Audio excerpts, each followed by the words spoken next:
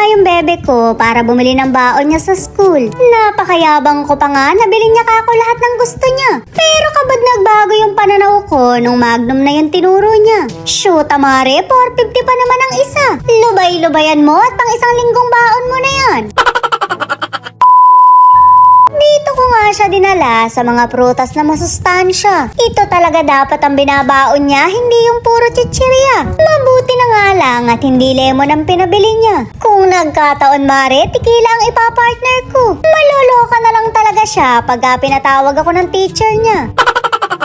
Hindi pa nga rin siya nagpaawat sa pagkuha ng chichirya. Pinabayaan ko na lang at ako rin naman ang makikinabang. Hindi na to sisinaga ng araw dahil ipangpupulutan ko lang. At talaga namang kumuha ka pa ng noodles, napakabait mo naman. Ako rin naman ang hihigop niyan pagkayari ng inuman.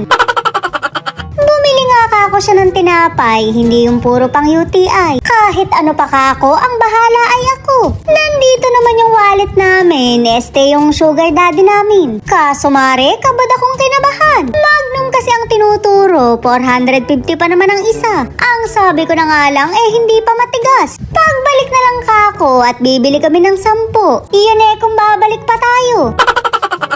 Kagandahan nga sa bebe ko nagtatanong muna. Hindi siya basta-basta kumukuha hanggat hindi kami pumapayag. Hindi rin naman siya nagwawala kapag sinabi kong hindi. Abay dapat lang naman anak at hindi tayo mayaman. Iayon mo sa budget natin yung mga cravings mo.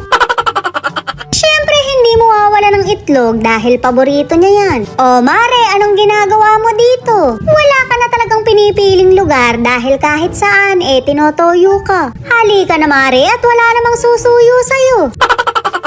Mabuti pa yung bebe ko pinag-uulam niya ng spam. Samantalang ako meatloaf na kahati pa yung aso. Pero masaya na rin ako dahil binilan niya ako ng pusit. Psst lang pala mare dahil maliit. Kung nagets mo nga yung joke ko matalino ka talaga. Kung hindi naman mare magpanggap ka na lang.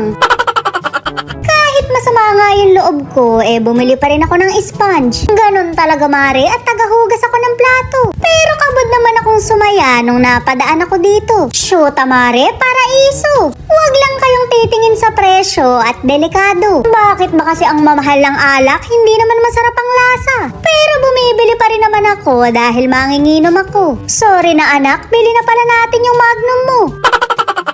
Masaya na ako mare dahil may pang isang buwan na akong rasyon. Okay na nga sana pero binuwisit pa ako ng sugar daddy ko. Hindi naman daw inamin ang kailangan ko kundi deodorant. Well, tama naman siya mare kaya ayusin natin ang mga desisyon sa buhay. Hindi bali ng putukin basta't malasing.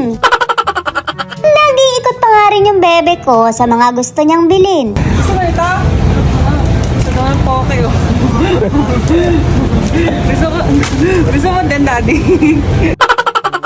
Siyempre mare, hindi rin ako magpapakabog. Magtuturo din ako dahil nagtuturo din yung bebe ko. Pinaglulubay na nga ako ng katuturo at baka daw ako manuno. Okay lang kako yan mare at wala namang nuno sa punso din Kita mo nga naman pulutan na lumalapit sa akin. Bumili na rin ako ng mani dahil paborito ko to. Pero wag ka, mas paborito yun ng sugar daddy ko.